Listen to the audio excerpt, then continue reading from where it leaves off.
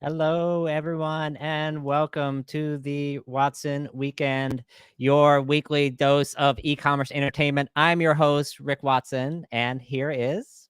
It's Jessica Liseski back again, Rick. And today's pretty exciting. It's our 25th episode, and who knew? We haven't yet been canceled. So I'm excited about that. 25 means to me our silver anniversary. oh, that's so nice. That's so nice. What That's what did you beautiful. get me? Oh, I got you the beauty of my presence. Sorry. Yeah, I got you candlesticks. Oh, I love that. Yeah. Next time I'll get you like a little nice silver coin, something like Awesome. that. I love it. And so look, we're excited to be here. Thank you for joining. We have a couple of things that we're going to talk about today. We have the incoming president of Big Commerce, Travis Hess, also recovering consultant. So we're excited for that. We have Walmart earnings. We have artificial intelligence failures. And we also have our headline hangover. But before that, we actually have, we're sponsored by VTEX. They're an enterprise digital commerce platform that you should check out. So we were going to start off with our headline hangover. And I think our first story here is with Home Depot's earnings. So let's kick us off here. Home Depot didn't have such a great earnings call. And I think It it didn't. was sort of no news because the home category over the past year has not been great. Ever since interest rates dropping, no one leaving their homes. Even some of the things that I thought were interesting were, they missed on revenues. They made a huge acquisition Yep. to SRS Distribution. They're trying to consolidate like a very fragmented market for these professionals, which means they're adding distribution centers, they're adding more home services, they're adding more products for this segment. Is the home category, does it have a chance of recovering, Jess, before interest rates come down again? I think it is going to be tough because you also have all of these reports that there is just such a large contingency of people that are sitting on their homes. They don't want to sell their homes because of the interest rates. They can't get into another home.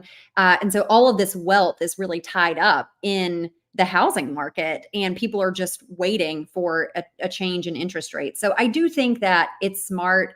Home Depot continues to diversify. They're going after this pro business. It's becoming a larger portion of their overall revenue.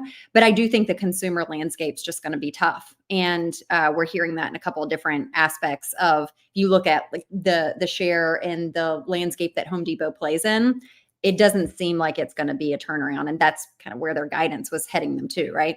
Yep. No, that makes sense. And like, so Home Depot not going so well. But I think you have another interesting query coming up next Yeah. with our old friend, the NRF. Yeah, our friends at NRF and Shein, which it feels like now NRF's going to become on our bingo card. There was a big story this week. It was first announced and broken by CNBC that Shein was rejected by the NRF. Shein tried to apply. They did not get in. And it's pretty interesting because we're not saying we're journalists here at the Watson Weekend, but we like to do our own research. We're not going to just be pervasively spreading the fake news. But here's kind of what I found. There's been no other reports of people getting rejected by the NRF. I'm not saying that they haven't, but it's at least never been publicized. So you're saying this is the first rejection ever, Jess? At least from what's been reported. And I did my fair share of Googling. I mean, I spent at least like an hour on it. So, I mean, pretty much you can call this facts. So the other thing that I wanted to do was like, what would be the process of Shein trying to go through this application and just kind of see kind of what that experience was like. So I just wanted to show something to you guys if you can. So, let's say I'm in the Shein marketing / compliance department because we've already substantiated those live in the same building. I go to NRF membership. I go to retailers. And yes, I want to join this community with thousands of leading retailers. So I click it here and oh no. Yeah. No. What happened, Jess? No Can-Do'sville, baby doll. It is not happening. So it just with little whoopsies there. Not so sure that they can get in, and we're gonna see if this changes the story. But will this legitimize Shein? That's my question. Look, true facts. It sounds like no one is getting into NRF because he can't navigate the website. That's number one. And so, in the age of digital commerce, this is a little bit embarrassing. Point two, I definitely think they're looking for legitimacy. NRF is the largest retail lobbying arm in the United States, and Shein becoming a member would certainly add to their legitimacy, perhaps to their chance of a U.S. IPO. But now chances are that they're going to get in are slim to none, and None. Slim just left town. Just hit the pond, go across the pond, stick with the London peeps, because I think that's where the action is. So exactly. All right. I actually have another story for you, Rick. Oh, cool. In the land of companies and pivots, and we know people keep trying to reinvent themselves. We have a story with Klarna. So Klarna, as you guys know, it's a buy now, pay later company. It's actually becoming more and more of a media company. And they actually are starting to perceive themselves more as an entertainment platform. So something that's interesting is it was announced a little bit ago, but that's why we call this the headline hangover. We don't have to be talking about news right when it happens. So earlier this month, there was this announcement that Klarna was partnering with PubMatic to launch more of a commerce media network. So it's going to allow their 150 million shoppers to be reached by advertisers. So it's another way for people to get into more millennial and Gen Z, because that's what they say more of their customer base is. They already have affiliate, search, and influencer marketing. So does this make them a true commerce media network? What do you think, Rick? I don't know. I mean, I think Klarna has essentially won these buy now, pay later wars. It seems like Affirm is struggling a little bit, and they have become more than just buy now, pay later. They've become essentially an affiliate platform where retailers can get traffic from. And to the extent that they become an entertainment company, I would hold off on calling them that until I see them publish like a Roadhouse 3 or something with whoever the next Jake Gyllenhaal is. So yeah. It's probably going to be Ryan Reynolds. I mean, not the next, but he's maybe with Tom Cruise, we'll do it. Oh yeah, I like that. But look, they said their click-through rates, they're 3x higher than the industry average. I think my question is, we talked about this bifurcation and that's happening, and is there enough space for all these different media networks? It'll remain to be seen. So no, 100%. All right, what you got for us? Yeah, next one is things going private, and we will stay silent on the company on the call that may be going private, but Squarespace is the one we're talking about here. For those who were thinking something else, they have just been taken private by private equity firm Permira for $7 billion. Like the RMW Commerce website is hosted on Squarespace. It's a fine platform, and now it could be used for a lot of things. I think ultimately this is a sign of the times that there are a lot of companies can't survive the public market anymore. Yep. And even if they bring in fancy new executives, they might still be taken private. But we're not going to talk about that on the program today. We are not. It's like Voldemort, he who will not be named. So I think you're right. It's just a bit of a tough landscape. We've had many different folks like Ben Hogan on talking about where funding is going, and it's just it's a different time in terms of raising capital. And as long as things are tight, I think you're going to see more of this activity happening. So, all right, I've got one more for you, which is there's just a few too many dicks. And this came from Elf Beauty, which ultimately pushed out their campaign. And Rick, you are part of the problem.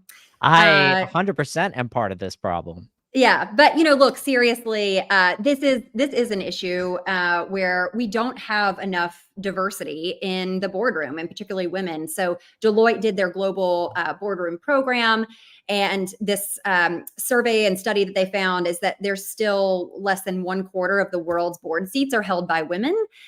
We keep talking about this, not necessarily making a ton of progress. So ELF has pushed out this campaign to really highlight and spotlight what the challenges are, calling to conversation. And we see brands doing this, like Dove does the Real Beauty. So it's kind of interesting to see how ELF is really kind of fighting for this very noble cause. So what do you think?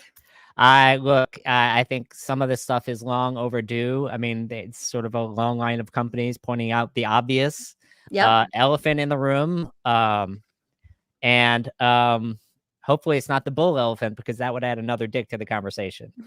Oh, well, there we go. So yes, well agreed. So I think kudos to ELF. And look, they're also crushing it in their sales. So they got some things to substantiate and legs to stand on for sure. No, definitely. All right. So that wraps up our headline hangover. Any final words, Rick? No, look, I'm excited for our guest. And I think you have a couple of words to say about him to tee him up for our audience. Yeah, it is pretty amazing to have this caliber of guest on the show. We've had some amazing guests in the past. And what I love about the world of e-commerce is it's small, but it's also still lots of room to meet new friends. And I have not had a chance to meet Travis before, but he has such a strong reputation. He's an commerce industry veteran. He's had experience at agencies and consultancies over the past 15 years. He was most recently a managing director at Accenture, leading their D2C commerce offering, their go-to-market strategy, as well as leading their Shopify partnership globally. He's also an award winner. So he was on the 30 most influential in e-commerce list by Signified in 2022. I think that's some pretty hot stuff. And he's also had stints at the stable. He was also the CEO of BVA. So we have one more fun fact about Travis, which we heard that he is a closet Watsonian and actually was just knocking on the door to come on. So I think we need to bring Travis on and welcome him to the show. Welcome, Travis. Glad to have you here. Thank you for having me. I am. Well, I don't think I'm a closet Watsonian. I've been long-time listener, now first-time caller, and when I first met Rick, like I feel like everybody meets somebody new through Alex Lazoff, who's like the most lovely person, the most positive, lovely, authentic human being in this space, and is like a ferret on a triple espresso with his energy. I don't think he sleeps, but he's clearly caffeinated. But when I first met Rick, and this is a true story, Rick could validate it, Alex, when he was at Yotpo, used to have this kind of secret dinner every year at Shop and Shop Talk. And you didn't know who was coming. It was, I don't know, 15, 20, 30 people. It was a secret dinner. It was a secret dinner. All I knew is that I didn't have to pay for it. And I knew it was going to be fantastic because he was curating it. And as I walked through to the dinner the last time, the first person I see is Rick.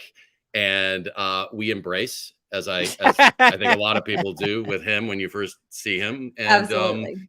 And I was like, listen, I've been a Watsonian forever. And I jokingly said he was having his Pedro Pascal moment, which I think he still is. And it never stops. It never stops. I'm a little disappointed my theme song, my walkout song, wasn't played, which is the final countdown, like Job in Arrested Development. Just no knife in my mouth dealing cards. And I couldn't help but notice on the NRF website, I've not been there recently, what a beautiful landing page. That did not represent Javits, which I've been going to for the last 15 years. I wish it was, but I've never seen it look or feel like that. It's usually windy and cold, and before Hudson Yards was built up, pretty barren between Javits and wherever you were walking to catch a cab or eat something. Or just but anyway, thank you for having me. And walk. Yeah. No, Yeah, thank exactly. you for being here. Of course. It really is. It's an Yeah. honor to have you. First of So, all, can we be the first to congratulate you publicly on your new role as incoming yes. president at Big Commerce? Well, thank you all. You all, a lot of people have said many kind words, and I've been on Not a. kinder than us. We are the kindest. This is the first time on video, so for that, I it is definitely heartfelt and meaningful. This is one of the more exciting things, if not the most exciting thing that's happened to me. I have admired the product and strategy for a long time. I don't feel it has the market share it deserves. And Mhm. for a legacy agency guy, services guy that's been in space for a long time, I have to applaud Brent and others on that leadership team and board that would consider an archetype outside of traditional enterprise software, which is unorthodox and unusual. And to just be in the consideration with obviously other people super talented in the space was flattering, and then to actually get the job is pretty amazing for me. Yeah. I think it's the most exciting job for a go-to-market guy like me in commerce today, and then to do it with Tom Armstrong on top of it at the same time, and join just an amazing team that's already there, that many of which I've got a rich history with, is pretty special. So. That's amazing. So congrats on that. Like, we are so excited about you and Tom coming in that we actually, I don't know, the Watson Weekend crew here did a special video in preparation where it's almost like we were looking into the future. Like, what would Travis's first day and week look like at Big Commerce? And so we're going to roll that while you watch here, sort of like Manning cast style. Just call us Nostradamus, basically. Yeah. Look at that hair.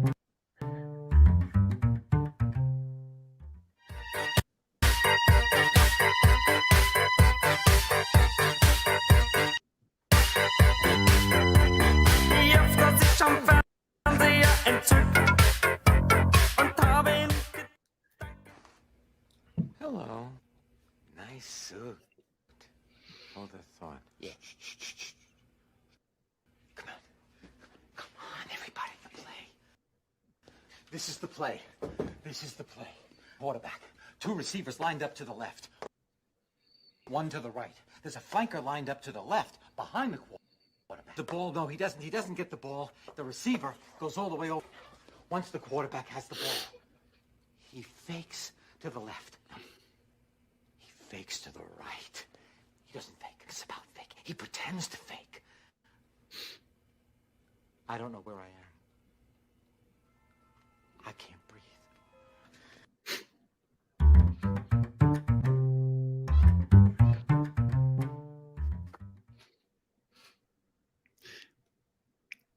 I mean, how close is it going to be? This is like your playbook. You just need to know. I think it's remarkable how similar Tom looks like a young Henry Winkler, and you know, and the storied career that guy has had in acting. He's ageless. He's like Timeless. He really is.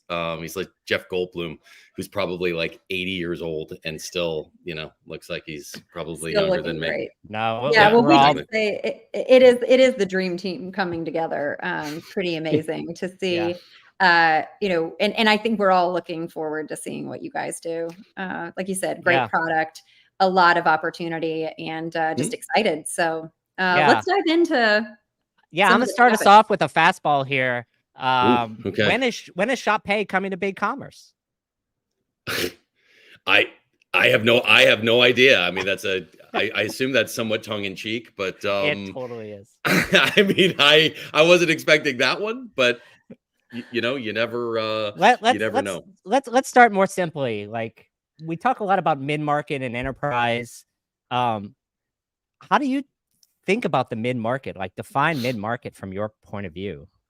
It's a great question. I think it's changed a little bit as obviously COVID accelerated, you know, revenues online. You've had not the birth of, but certainly the expansion of digitally native vertical brands that have certainly thrown a lot more revenue in digital only. And obviously that's evolved post-COVID as obviously stores opening up and things like that. You could put a number on it. I mean, I think different people define it different ways. GMV is certainly one variable that you could factor in mid-market. I would also argue complexity of whatever it is the requirements are factor in. And I'll give you the alternative view. If people say enterprise, well, enterprise is based on, total revenue size or GMV. I could have a digitally native brand that does hundreds of millions on online revenue that I wouldn't necessarily in a traditional sense call enterprise, because their catalog, their complexity, their omni-channel it's straightforward. And the reciprocal of that is a smaller revenue brand that may sell through a myriad of different channels, may have really, really complex, complicated requirements front end and back end. And I would consider that from a complexity perspective, enterprise, just to even implement, validate, expand, scale, and things like that. So I agree. I think you need to be deliberate about how you're describing enterprise and mid-market as an organization, but what that is, I think varies. I think the transparency around why you're qualifying as mid-market or enterprise or SMB, I think is a helpful mechanism so that everyone's on the same. Like, I think Yeti's a good example from a brand perspective, hundreds of billions of dollars selling online, also distributed, but is it like that complex when you think about the catalog and, it's drinkware, it's SKUs, it's straightforward. Yes, there are colors, there's sizes, there's some customization, but, I think that's what you're talking about ultimately. Yeah. Fair. No, makes sense. Obviously, look, you have a storied career in the agency side. That is a business that has been turned upside down the past 10 years, like from when you started, and what is the role of an agency today? I would love to hear from you. Like, it seems like almost like the agency business model is under attack from some point of view, like maintenance contracts are going down. How do agencies respond in this sort of world?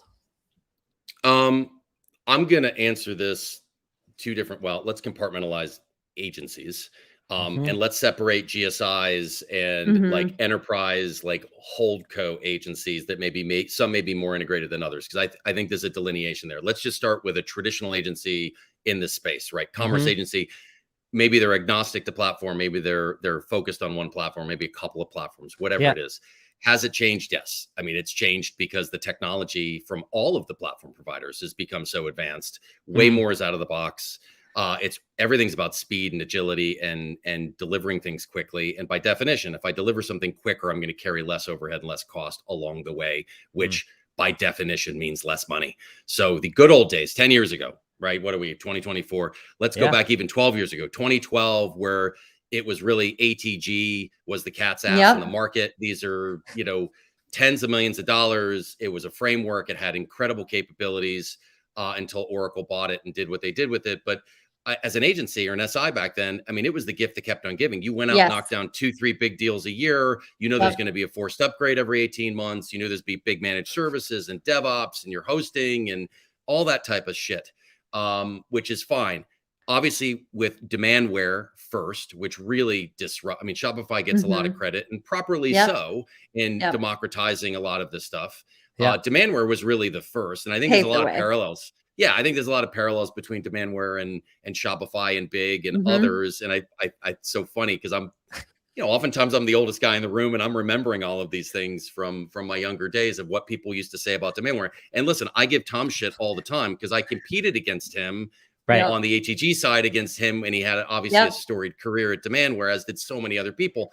And then became, the CRO and GM of LiveArea, which was with Lions, the two biggest Demandware shops in the world, even through the acquisition of Salesforce. So I came over to that side and appreciated the magic that Demandware had in market, and what they did more than anyone was made that product cool and acceptable within specific markets and size and brand and manufacturers that lent itself to the revenue share model too, right? It was you had to have a certain amount of margin to be able to afford that. And so it attracted a certain type of customer, and they did an amazing job of getting those folks sort of together and excited about it. And that organically spread. Anyway, fast forward, I'm rambling at this point. What's changed is the migration work has dried up, right? It hasn't dried up completely. It's gotten way smaller. So what was once $1 million is now $250,000. I can tell you from running services businesses and agency businesses, even when they were big, that business tends to be lumpy, right? It tends to come in waves. back in the ATG Oracle days, when those deals were starting. Those deals were closed at quarter end because people were negotiating big contracts and they all start at the same freaking time. And you're trying to scramble around, get team staffed. And there's going to be overruns and change requests and things, all this shit that impacts it in a negative way. And you're trying to kind of align the decks of getting people sequenced. That has all changed with these smaller implementations. And to me, as an agency guy, one of the biggest things we did at BVA, 70% of our revenue is recurring, which is unusual, especially around Shopify or Big or any of these other really nimble platforms. How the hell do you generate 70% of recurring revenues? The reality of it is the implementation is just kind of the gateway into the broader relationship. And that broader relationship is less about playing defense and reacting as a traditional managed service or DevOps. It's now offense. It's, I've got to go optimize revenue. I got to go grow. I've either got to drive out cost or I got to increase revenue or both. And I've got to be able to do that in a measurable and a meaningful way. And I've got to be able to do it at scale, especially through COVID and all the turnover and human capital. And we can talk about that too. So you've got to have a methodology, a framework, and approach, and be deliberate about, hey, we are deliberately going to be 70%, 60%, 80% recurring. What service offerings do we need to create that we can measurably generate value, we can scale, and we can take to market in a way that people understand? And I think that's been the shift. That's on the traditional agency side. And most of the folks that lived off of implementation work, other than design shops, who are the only ones really equipped to still do that and figure it out because they end up freelancing a bunch of people anyway when they ramp up. Everyone else has got to figure out how to get into this recurring revenue stream. The GSIs, the Accentures, the Deloittes, the Capgems, I mean, pick your poison, the EPAM, I mean, whatever, there's tons of them. They're all about transformation. And commerce happens to be one part of that, right? And the sequencing of which isn't always dictated by the commerce platform provider or the agency or anybody else. It might be I mean, listen, if your OMS is a disaster, there's no point in re-platforming up front until you figure out your order management. I'm just making that up. But I think the way that we looked at it, at least I looked at it and a bunch of really talented people looked at it at Accenture, was we're trying to digitally transform global organizations in ways that are going to drive massive efficiency gains, human capital reorganization, data strategies, all this other stuff. And commerce is part of that. Sometimes it's the first part of it. Sometimes it's the last. Sometimes it's in the middle. The coordination of those efforts is where the secret sauce is. And those organizations are just, this is what they do in their sleep. They know how to go in and do that stuff. And because it's so big, by definition, it's recurring. And there's a lot of continuity with the people cross-functionally staffed. And that's where you just create these really deep entrenched relationships with organizations that, again, land and expand, and the attach rate for services is just massive that most agencies just don't have. So you made a distinction, which I think is valuable. You said a couple of things, which I'd love to run back by you. If you're an agency and you want recurring revenue, you have to be helping the retailer or brand with acquisition or some kind of conversion enhancement to activate their recurring revenue base. But then my worry is with all these SaaS platforms that are out there, Shopify, Big, whatever name it is, they're going to be like very disappointed working with these big four consultancies because, as you just said, it's not the focus. Fewer people are replatforming. What's the size of a big commerce or Shopify project to Accenture? Quite small compared to a Manhattan WMS implementation or a huge front end CMS that might cross multiple brands. Well, and to your point, if I could add, it's also what Travis was saying. It's not about almost the customer experience anymore. It's about how much can I grow my profitability, and to grow profitability, I've got to get more efficient on whether that's like the back end tech stack. So do they care as much even about the front end experience as they do about how do I shed, the tech debt, my staff, whatever it is that's creating those inefficiencies. And that's where some of the maybe smaller agencies are challenged. Is that what we're saying? Yeah, I mean, I think, listen, in its simplest, broadest form, speed kills, right? In a good way. Like agility, organizational agility is kind of, to use a Maslow term, self-actualization for pick a brand. I didn't know we'd get philosophical on the Watson weekend. I mean, listen, I did pay attention in psych a little bit in college, but again, for lack of a better term, at least to attempt to self-actualize yourself, right? I think organizations need agility because you've got to create immersive, frictionless experiences independent of where the transaction takes place with your customers, right? Regardless of channel.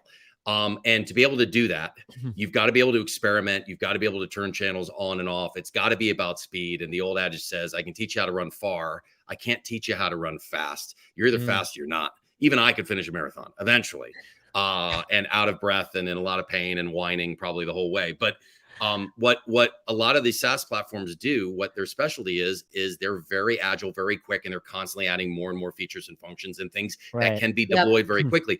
So I think from an agency perspective, and even I don't want to speak for Accenture, I think yes, this is part of the transformation, certainly, and it could be a super important part. But think about that. If we all agree that the SaaS platforms are going to allow brands to stand up sites quickly, to pivot quickly to different channels and things like that, by definition, that is either going to save money that could be applied to other things that could drive growth or scale or margin, or it could be driving transformation organizationally, start thinking differently, where if I can do this stuff now in 2 weeks versus 3 months, let's start riffing and even experimenting to fail quickly is not a bad thing. That's the dogma has changed. It's about speed. 10, 12 years ago, it was not about speed. It was about getting it right and understanding all the complexity and brands and retailers realizing this might take a year, 2 years, 3 years, and you hunker down and you're in. 3-year transformations. That was the narrative. Yeah, exactly. I love it. I love it. And look, if your technology is fast, where does that put pressure? It puts a lot more pressure on people and process. And so I would love to ask you, like, talent, senior level talent in e-commerce, like, it doesn't grow on trees. And so does the average enterprise brand, let's assume their technology is transforming, do they have the people to stay ahead of the technology? And what's your view on that? I think there's a lot of talent certainly in the street, and I think a lot of talent cross-functionally. I think the challenge a lot of brands have more so than service providers is, do they have digital acumen? Are they embracing innovation and things like that? Because to go to a place as a practitioner, regardless of what your functional role is, if that's not interesting and that's not innovative, and you don't feel like you leave your fingers on something or innovate or scale, why would you want to go there or stay there? So I think a lot of times, we would advise organizations as part of that transformation. Human capital is a massive aspect of it. And this isn't just acquiring the right people, it's retaining the right people and training and enabling the right people and making this part of your fabric, your DNA, your culture.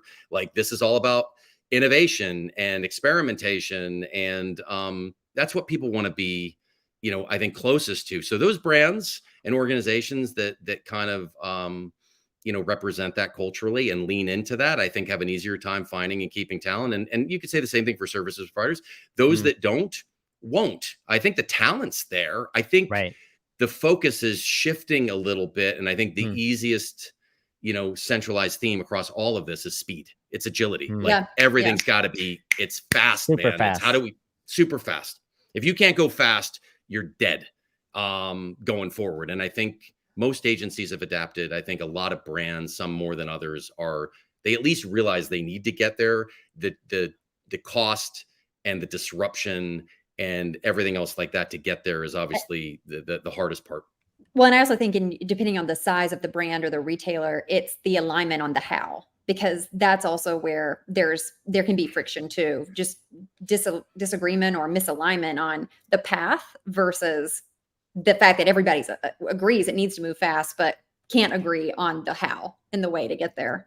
I had a question for you, Travis, on as we get to agencies and we think about these platforms, are you finding that agencies have to become more and more specialized in particular platforms, and therefore they almost become the sales force and the sales team of that respective platform versus, where you need to have a couple of different portfolios and skill sets within your team?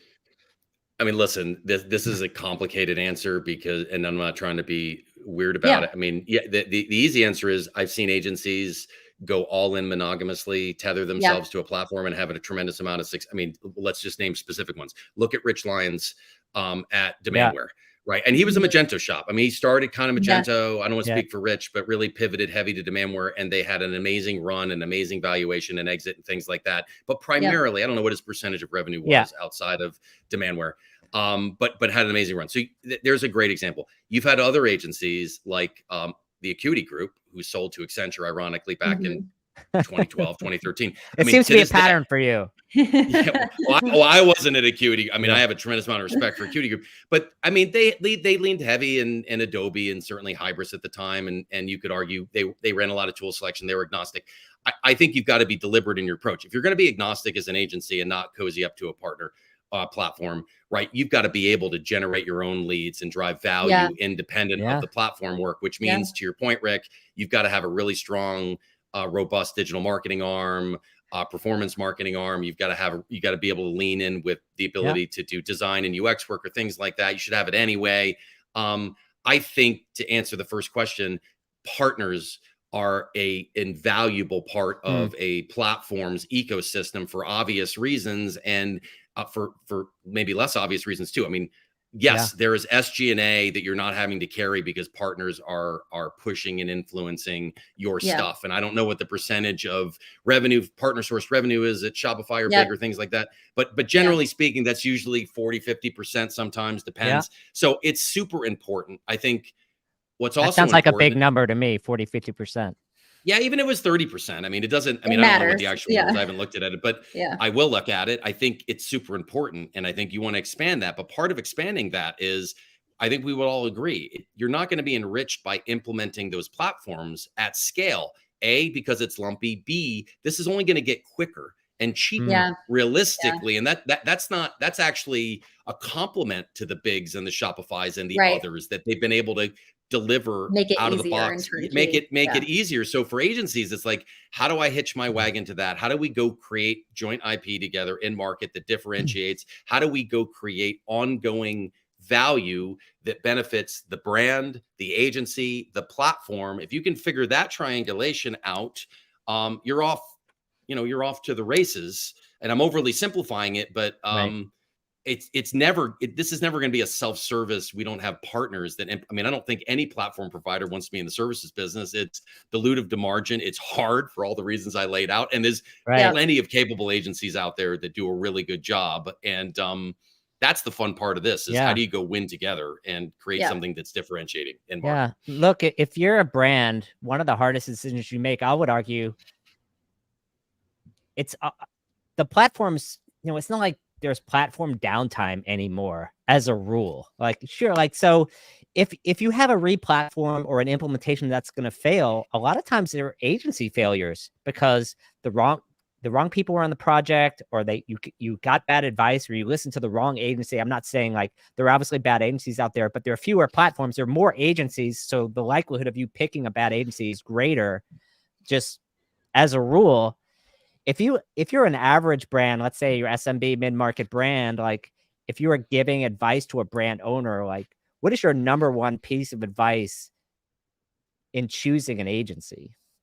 Like, I mean, I say this a lot, and I've said it for a long time. I mean, I think cultural fit is probably the most underrated aspect of this, because let's be honest, this is, albeit an arranged marriage, a marriage. And, maybe 10, 12 years ago, that was a year and a half long journey, or a year journey, or a 3-year journey. And now maybe it's only a 6-month journey or a 3-month journey. But the presumption is, to the point I've made exhaustively today, it hopefully turns into a couple of years and things like that. And so a comfort level of that agency understanding where the brand is, right? Vertical, sub-vertical, and most importantly, maturity stage. Yeah, they're let's just use fashion because it's an easy one to unpack. Fast fashion is very different than couture. I mean, they're both fashion, but dramatically different businesses and margin profiles and challenges and things like that. So understanding, do you have sub-vertical expertise that is specific to fast fashion? You're going to have a lot of high SKU turnover. You're going to have inventory level sensitivity and order management, depending on whether you're brick and mortar, you're digitally native. Can you keep up with that? Can your catalog keep up with it? Can you personalize things like that? So I think understanding sub vertical expertise, and then really understanding what the vision is for that brand, where they are maturity wise, what's best in class, and how are you going to get them to that next phase and tranche of growth is also equally as important. And are you equipped as an agency to be able to do that? Have you done it before? Have you done it in this industry or sub industry? Have I met the folks that might be either escalation path people or folks that are actually going to be on the project and things like that? And I think that's where, I mean, most of the stuff, you know, it's rare you see projects where one agency is at $1 million and two others are at, you know, 300 grand. Like something's obviously off. So I think maybe there's a miscommunication. Most of the time they're roughly around the same price, give or take 10, 20%. You know, is it a West Coast agency and you're an East Coast client? It could be something as simple as that. Like, are you only going to be able to have calls starting at 11 o'clock my time in the morning, or vice versa? Yeah, there are weird things like that. But I think references, you know, people referring other people. And I think more importantly, interacting with folks when you're out scoping and things like that we don't scope to find requirements often. I mean, we do, but that's easy. You can do that virtually. We tend to go on site and scope to build that cross-functional rapport and get a vibe. That's great. What's really going on here that has to be factored in. Well, and you have to be able to, as I feel like on the agency side, know the dynamics in that leadership team, know who is calling the shots, making decisions, and how you're going to help nurture those inevitable friction moments that are going to happen. Because that's what ends up delaying those types of implementations or those projects is, again, goes back to lots of opinions in the room. You can't sit on a decision if you're trying to move fast for weeks and weeks of like, what's my checkout flow going to look like, or what's the way we're going to implement this? You can't do that if you're trying to go for speed. And so that's, you almost become a therapist, right? Like you try to manage those dynamics. The old Tony Soprano quote, you know, more is lost from no decision or indecision than bad decision in some capacities. And I think, listen, you know, obviously I'm biased towards big at this point. I would argue almost all of these platforms, and we'll probably get into the wave here in a minute, are capable of delivering good product in some capacity. You're right, Rick. It's, you know, 8 times out of 10, 9 times out of 10, maybe more than 9 times out of 10. It's not the platform per se. It's the way it was architected, implemented, and approached. And that might even be communication challenges, right? Of the team that's extrapolating scope and requirements, knowing that the budget's X and we've overestimated or underestimated, and then you're it's just, that is where the cultural piece, like, these are not easy projects, and anybody in services knows, like, this is hard, man. You've got like 5 to, I don't know, 12 cross-functional people coming in phases with deliverables and exit criteria in collaboration with a business of people that have day jobs. Like, this is magic to make this all go perfect. There's going to be bumps. So when there's bumps, is it a good marriage? Are you guys able to talk through it? Can you escalate? Can you get through it? Or is it a bad one and it ends up, you know, getting burned to the ground? I think that's where the cultural piece is so important. It's a risk mitigation thing more than anything else. Yeah, I think the relationship piece, that's super good advice. You mentioned about coming on to BigCommerce, and we'd love to transition the conversation there. Look, obviously there are a lot of elephants in the rooms here. You've been a big Shopify supporter for many years, and you will continue to be due to relationships, your opinion of the product, and you know, as far as that's concerned, you have a big task ahead of you. In a world where Shopify is going to continue to be a big player, that's sort of like on one hand of the equation. The other hand, it's like, even if you listen to Toby, the CEO of Shopify, he's like, there's going to be multiple winners. Like, commerce is not a monoculture. I don't care what market you go to. It's not in the US market. It's certainly not in Europe. There's a lot more diversity in the European market than there is in the US market. And so I would almost ask this question like in a different way, which is, where's the white space in the North American market that you are excited about as you look ahead in the next year or so? I mean, specifically to big, I think what I like about the strategy, I mean, again, they've made a couple of acquisitions. I think the Fido acquisition is absolutely brilliant. I think the MakeSwift acquisition is actually super brilliant as well, in the sense that there is I think they're more opinionated, and I don't want to speak for them, but at least from my own opinion and reading a lot of the materials and what's come out, they're becoming more opinionated, what I think is important around the tech approach and the strategy of the product. And I think a lot of that was accurately reflected in the wave. Some of it wasn't as accurately, and I think all the platforms would probably agree. So I think that's super interesting. I think, to Toby's point, and I don't want to quote him, but he's right. Like there's not going to be one winner in all of this. And let's be honest. I mean, we all follow commerce. We've all been in the space for a while. I mean, everyone's had their day in the sun. I mean, just look to the history to predict the future. I mean, listen, Blue Martini was the cat's ass back in, 2008, 9, 10, whatever. Cold Fusion even had its day in the sun. ATG did until they got bought. Hybris did until they got bought. I mean, Demandware did before they got bought. I mean, Magento did before they got bought. The problem even is WebSphere kicking it for a little bit. Yeah, I mean, now it's HCL. I mean, Sterling's still a great OMS. I mean, listen, I think all those platforms have been fantastic at their own day and time. I would argue, I don't think Salesforce and Adobe are winning new market share. And that's not disrespect to Salesforce or Adobe. I don't think Salesforce is a commerce company. I think they're a CRM company that occasionally masquerades as a commerce company, and they'll buy something else and masquerade as something else. And I don't mean it disrespectfully. There are people that have bought into that and will stay on that, and it's perfect for their business and good for them. I don't think that's the white space. I think there are a lot of branded manufacturers on the D2C side in particular in North America. Look at the Demandware playbook. I think there are a lot of branded manufacturers, small, mid, and large.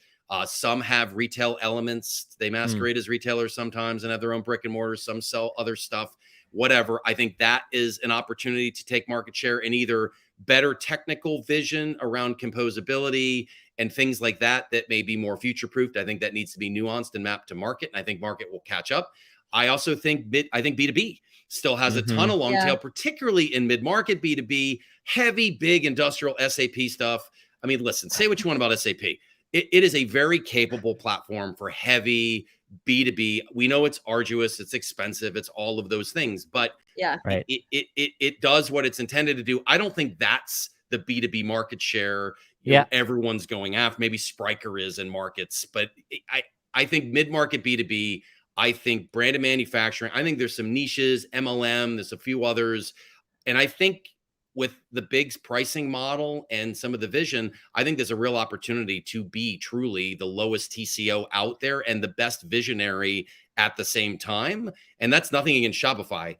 Listen, I have a tremendous amount of respect for everybody there. It has been the most enriching on a personal level part of my career.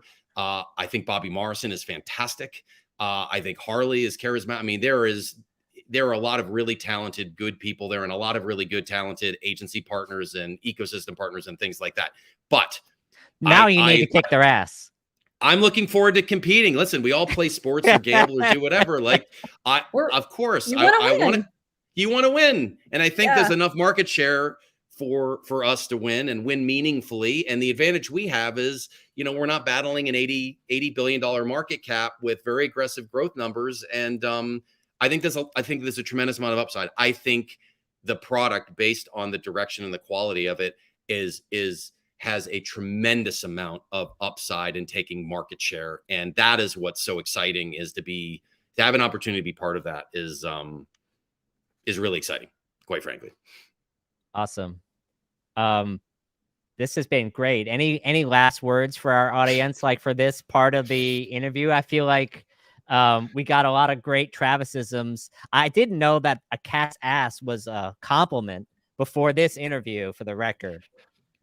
I don't, listen, man, stuff just comes out of my, yeah. I mean, stuff comes out of my mouth sometimes. I don't in college, it was the upper part of a bar. It was like the dance floor, because it was the cat's ass. It's where all the fun stuff actually went down. So yeah. I mean, who doesn't love dancing? Travis. Yeah. No, who doesn't love dancing? We're going to see your moves later, so get ready. My camera will unfortunately be, my Wi-Fi will go down, but thank you for that. You start buzzing out. Yeah. No, it's amazing. We would love to have you for a kind of a part 2, whether it's like you're 90 days in or, 6 we're going to give you a job review in 90 days. Yeah. Just we're going to get a little scorecard going. Whether you're here or not, we're going to give you a scorecard. Just give me the KPIs, and I'm happy to do. Hopefully I won't get rejected by the NRF in the interim. I feel like are they the Soho House from 10 years ago and there's a wait list, or is it we're gonna just see if Rick does or does not get invited to anything anymore. I'm pretty sure I'm already canceled. I'm not going to be on stage soon. Put it that way. No, That's fair. no, it's all right though. I mean, look, I think we'll just leave it there. Yeah.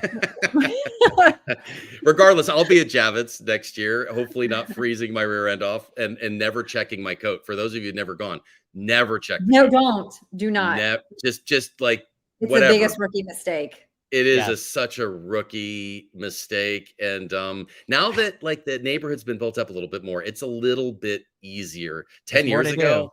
that was the coldest walk ever. It was a like trek. to like, It was Broadway the to worst. catch a cab. Oh my gosh. Well, I walked it one time from Times Square, and I was like, this is dumb. Why did I do this? It will prematurely age you. Yeah, I think it did. I think just it the did. wind and everything else is just, it's not good for the skin. It does wake you up though in the morning. You get ready for those pitches. Yeah, no, it's great. And then sitting on some curb and eating food from like a food truck or a bad food court. I've got like my Sparrow, and it's taking me back to like my teenage mall days.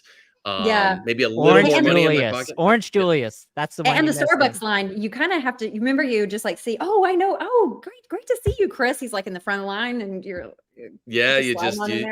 Well, if you're Rick Watson, there's like a velvet rope and like rose petals that get sprinkled in front of him, and he just walks up and gets it. They already know his drink. It's like, well, they Red Sea parts, and actually he just kind of walks up no. and get Rick, here's a little known fact about Rick. He only drinks Sanka, which is weird. He still goes with Sanka for the decaf. And Alex Lasoff, definitely not on Sanka. And he's probably too young to realize what Sanka even is. Definitely he is. All right. Cool. Well, Travis, we'll have you for the dance party, whether your Wi-Fi is working or not. We're going to see. Yeah. We're gonna cut to Walmart here for a second. We're actually gonna keep you on. Walmart reported earnings this week, and so we're gonna talk about that for a moment. Sure. Yep. Here, I mean, a couple of the key stats that we're gonna talk about are comp store sales were up 3.8%. The company's operating income was more than triple that at 13%. E-commerce growth up 22%. I mean, are we talking about Walmart here? We talking about practice? I mean, come on. We're talking about I mean, this is serious stuff. Let's talk about who's not feeling inflation. It's Walmart. That's feeling part the of growth. it. Yeah. I mean, I hard think to it's also argue with the pretty- omni-channel. Well, and I think, look, Walmart is being smart about their diversification, right? They've got services, they've got the retail media network, they have the membership growth. So there's lots of different ways that they're actually capitalizing in ways that, like, while Etsy has grown their share of revenue primarily through ads, is a different story with Walmart that actually doing it on top of commerce growth at the same time. Yeah, I mean, it looks to me like a lot of the growth is through Walmart Plus, which seems to be getting more convenient, and Marketplace, which is driving ad and fulfillment revenue. Yep. My only question to you guys is, like, how does Walmart Marketplace not become just a carbon copy of Amazon Marketplace and a little bit of a race to the bottom? Like, is there a hope for that, or can they carve out unique space? What I think Walmart could do a little bit differently than Amazon maybe has a right to win or do is Walmart's not yet gotten into lifestyles and life stages in a meaningful way where Marketplace could complement that. So think about wedding, think about baby. Yes, they have registry, but they're not yet in that space. And I think that they could do that and do that differently than even an Etsy and Amazon, that they can use that marketplace uniquely. To your point, if you look at the seller ecosystem in core categories like consumer electronics or home or even apparel, you're going to kind of see a lot of the same types of brands. So I think what they have to watch out for is, how does it not become a place where you can't pronounce the brand names that are being sold? Just a string of consonants. Yeah, I don't even know how you say half these brands. So which in branding 101, wouldn't you guys like want to say, hey, where did you buy this? It's like I don't know. I mean, I just literally can't even pronounce it. Yeah. So and I'm not being disrespectful, like literally cannot pronounce it or say it or spell it. So I think that's where Walmart and Amazon can be different in the way that they're going to market with the marketplace anyway. Yeah, I think that's, go ahead, Travis. I said, you just got to sound it out, Jess. I mean, it's hard. I agree with you. I'm a Southern girl. My tongue doesn't roll like that. Exactly. No, I mean, Walmart, I think fulfillment has continued to improve. One of the stats that I looked at recently, 4.4 billion packages same day or next day last year. Amazon only had 4 billion.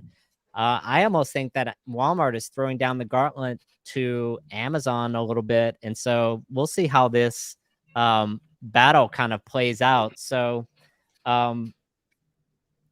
their guidance this year, Walmart is expecting 5% top line growth and operating income growth of 8%. And the analysts on this call were almost like goading the Walmart CEO into saying, like, you're beating earnings, right? Right? I mean, come on. I mean, you're not beating earnings, but like blink twice if you're going to beat earnings. I mean, they resisted saying yes to that question, but they kind of did a little bit. You're a tough crowd, Rick. I mean, listen, I don't want to be on the dark side of your criticism, although it makes me laugh when it's not targeted towards me. It's darkly amusing. You're just like one of those things. You're like, God, I hope he never talks about me that way and makes fun of me. But it is really wildly amusing when it's about somebody else. That's cool. Cool. Yeah, it's cool. That's cool. I love it. It's fun for me. I'll promise not to be too harsh in next quarter. It's all good. Listen, you got to have thick skin in this space. And listen, you got to make fun of yourself. Self-deprecating humor, although, down in the South maybe isn't as embraced as it is up north or the Northeast. But we feel it. Yeah. Oh, there is. Bless your heart. You know that one. That you can get away with saying anything about anyone as long as you say bless your heart afterwards or bless their heart. Yeah. So. Or all due respect. I used to lead with all due respect from Talladega Nights days, and yeah, and then you can say anything. Yeah, you're right. Exactly. It's your get out of free jail card. So if the kids are watching, just know you can do that. Say all due respect, and yeah, we're bringing it back. Yeah, we're getting into AI, Rick. Yeah, I mean, there's a segment of the program that you've seen if you're a Watsonian, which is called "The Robots Are Winning," and so we're gonna kick this off with as we always do, with a little video.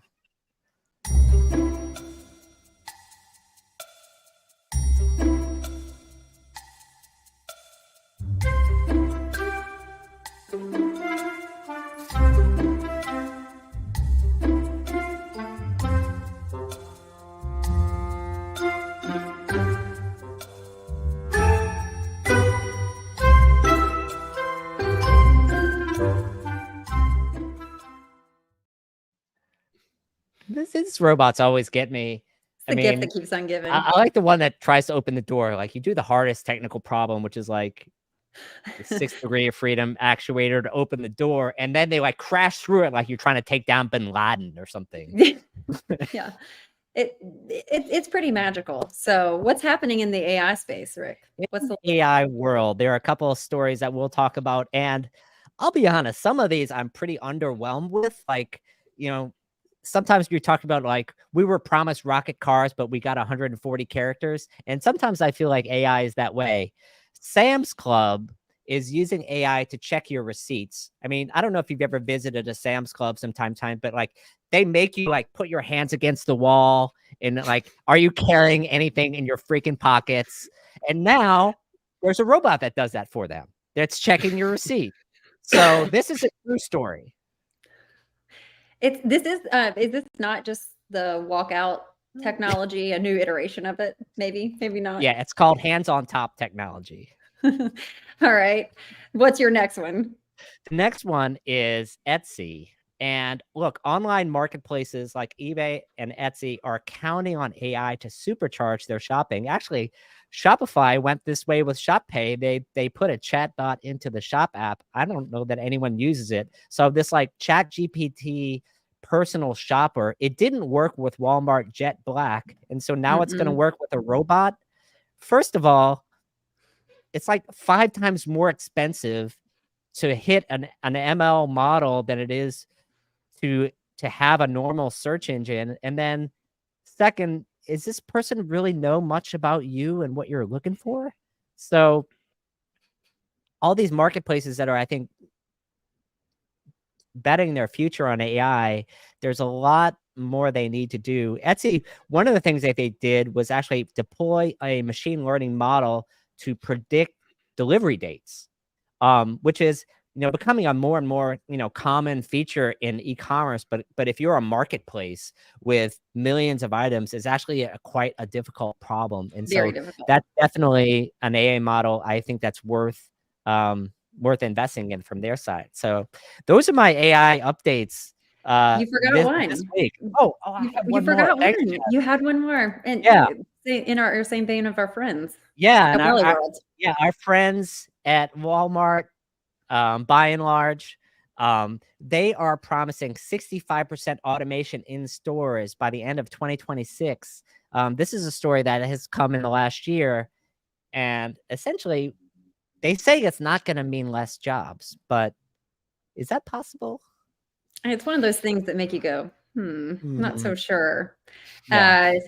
But well, here's the thing. People have to be trained on the robotics. So it's like kind of a win-win. Have to train the robots. Hopefully it's not one of the robots in the opening of our segment. I'm just waiting to see those guys stock the shelves and then Wreck-It Ralph style the ketchup line. And it's like everywhere. So pour milk on the shoppers. Yeah. Start like taking oat milk and just squeezing it from their new brand. That's good. So anyway, that's our AI segment. So thank you for sticking with me on this. Coming into Travis, we're going to let you have the last word in this program. We were really excited, and you were a great sport. Little did everyone know, we like you so much. We were going to have you on even without the big fancy job. We talked about doing this 2 months ago. So we love you here, Travis. Come back anytime you want. And thank you so much for being a good sport and being on. Yes, thank you so much. No, thank you both for having me. And I am a diehard Watsonian. I still am.